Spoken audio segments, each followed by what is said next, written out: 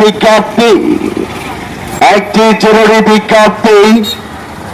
এত দ্বারা সর্বসাধারণের অবগতির জন্য জানানো যাচ্ছে যে কুমিল্লা লালমাই চাঁদপুর সড়কের উভয় পাশে সড়ক ও জনপথ অধিদপ্তরের অধিগ্রহণকৃত ভূমিতে অবৈধভাবে নির্মিত দোকানপাট ও স্থাপনা আগামী 3 দিনের মধ্যে অপসারণ করে নিয়ে যাওয়ার জন্য বিশেষভাবে অনুরোধ করা হলো।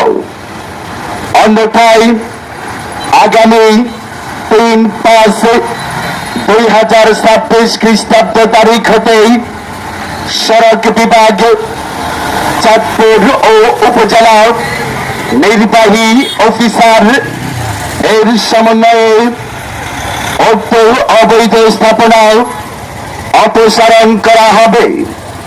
অপসারণকালে প্রাপ্ত মালামাল নিলামে বিক্রি করা হবে।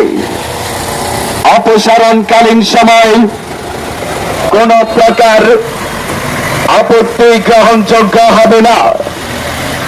আদেশক্রমে নির্বাহী প্রকৌশলী সহজ সড়ক বিভাগ চাঁদপুর